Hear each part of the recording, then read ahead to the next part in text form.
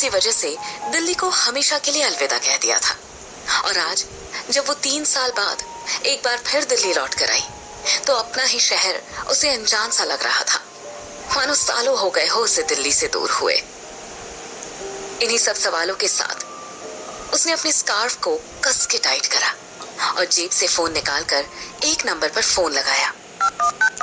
Hello, is this Radisson Blu?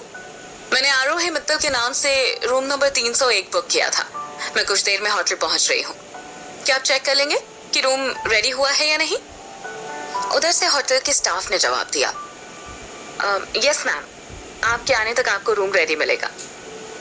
आरोही की आवाज में ये सब बोलते वक्त एक अजीब सा अकेलापन था, मानो कुछ कहीं खो सा गया हो। वहां खड़े खड़े हल्की हल्की ओस की बूंदें उसके जैकेट पर जमने लगी थी। आरोही को उन ओस की बूंदों से याद आ रहा था कि कैसे वो अपने मम्मी पापा के साथ पहले अक्सर इस फ्लाईओवर से पूरे दिल्ली को जगमगाता देखा करती थी।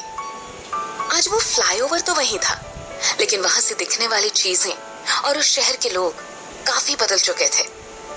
उसने लौटने से पहले किसी को अपने आने के बारे में नहीं बताया था। अपनी फ्लाइट के टाइम के चलते वो अपने दादा दादी को भी डिस्टर्ब नहीं करना चाहती थी, इसलिए उसे आज होटल बुक करना ही सही लगा था।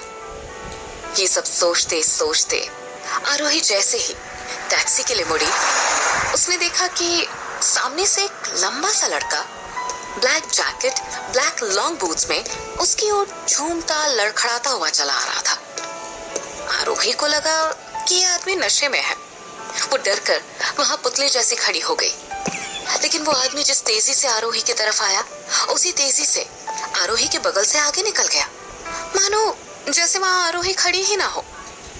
आरोही ने मुड़कर देखा तो वो फ्लाईओवर की रेलिंग को पकड़ के आगे बढ़ता जा रहा था। उस आदमी को ऐसे फ्लाईओवर के किनारे लड़खड़ाता हुआ देखकर कोई भी ये बता सकता था कि वो वहां से कूदने वाला था। उसके कपड़े और बूट से तो वो दिखने में अच्छे घर का लग रहा था। आरोही समझ नहीं पा रही थी कि वो आदमी इतना परेशान क्यों था। वो मन ही मन अंदाजा लगाने लगी कि शायद दिल टूटा होगा या शायद किसी से झगड़ा हुआ होगा। तभी आरोही ने देखा कि वो आदमी एकदम से फ्लाईओवर की रेलिंग की तरफ झुक गया। ये देखकर आरोही की चीख निकलते निकलते रह गई। उसने तुरंत खुद से कहा, आरोही, यहाँ क्या खड़ी है? तेरी आंखों के सामने अगर किसी ने सुसाइड कर लिया तो तू खुद को कभी माफ नहीं कर पाएगी।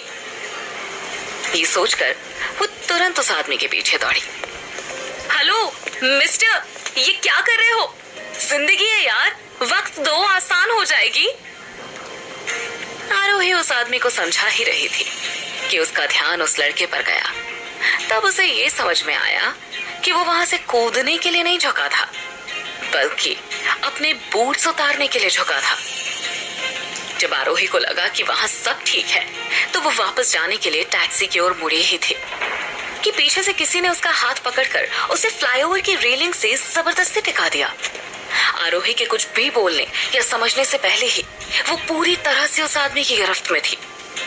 आरोही को ऐसा लगने लगा था कि वो आदमी ये सब बस नाटक कर रहा था आरोही के नजदीक आने के लिए, वरना इतनी ठंड में कोई क्यों अपने बूट उतारने लगता। आरोही को खुद की इस बेवकूफी पर गुस्सा आ रहा था कि दिल्ली जैसे शहर में और ऊपर से रात को वो किसी अनजान आदमी की भलाई करने का सोच भी कैसे सकती थी। वो जैसे ही अपने ख्याल से बाहर आई, उसकी नजर उस लड़के की आंखों पर पड़ी और फिर वो उन आंखों से नजरें हटा ही नहीं पाई। उसने आज से पहले शायद ही कभी किसी आदमी की इतनी खूबसूरत आंखें देखी थी। एकदम झील सी नीली, एक अलग सी गहराई थी उन आंखों में। जैसे उस आदमी पर वहां से गुजरती कार की रोशनी पड़ी, आरोही उसे देखते ही रह गई। वो आदमी भी आरोही की आंखों में देखे जा रहा था, मानो उसे उस वक्त वहां आरोही के अलावा कोई और नजर ही नहीं आ रहा था। आरोही ने अपनी जिंदगी में काफी हैंडसम लड़के देखे थे, इंडिया में और 3 साल लंदन में भी, लेकिन आज तक उसे उसके मंगेतर से ज्यादा हैंडसम कोई नहीं लगा था। बल्कि आरोही खुद इतनी खूबसूरत थी कि जो भी उसे पहली बार देखता वो बिना उसकी तारीफ करे रह नहीं पाता था। लेकिन आज इन आंखों में कुछ अलग था, कुछ ऐसा जो आरोही को अपनी ओर खींचे जा रहा था। इस लड़के की खूबसूरती आज आरोही की नजर में सबको पीछे कर रही थी, उसके खुद के मंगेतर कुणाल को भी, जिसे आरोही अपने स्कूल के दिनों से प्यार करती थी। इसलिए आरोही को समझ ही नहीं आ रहा था कि इतना स्मार्ट डैशिंग लड़का जिसने इतने महंगे कपड़े पहने हैं, वो ऐसे रोड साइड लफंगों वाली हरकतें क्यों कर रहा था। दिखने में तो वो किसी अच्छे घर का लग रहा था। यही सब सोचते सोचते आरोही उसकी पकड़ से बाहर निकलने की कोशिश करने लगी। तब तक उसे एक भारी आवाज सुनाई दी, प्लीज प्लीज मेरी मदद कर दो। उस आदमी